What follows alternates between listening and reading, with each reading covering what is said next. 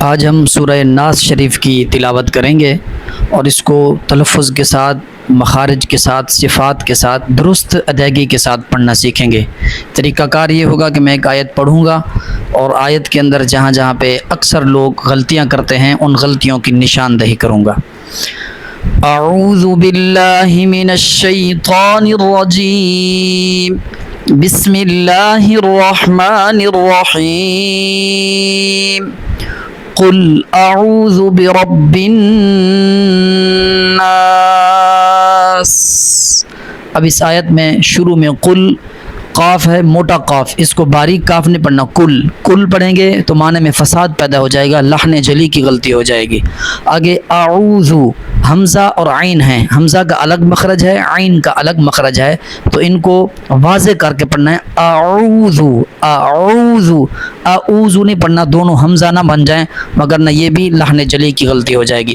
آگے ہے برب، برب، را جو ہے یہاں پہ پر پڑھا جائے گا۔ را کے پر پڑھنے کی 9 حالتیں ہیں، ان میں سے یہ ایک حالت ہے کہ را کے اوپر زبر ہے، جب زبر ہوتی ہے تو را پر پڑھا جاتا ہے۔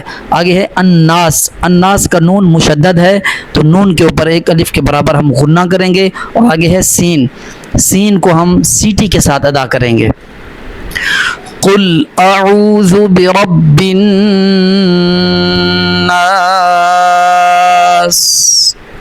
ملک الناس،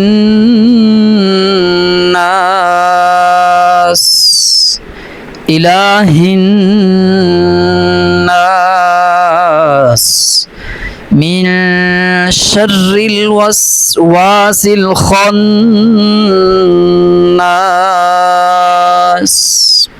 اب اس آیت کے شروع میں میم زیر نون من یہاں پہ اخفا ہو رہا ہے، ایک الف کے برابر یہاں پہ اخفا کر کے پڑھیں گے، اور آگے خناس میں خا جو ہے یہ حروف مستعلیہ میں سے ہے، یہ حرف پر پڑھا جائے گا۔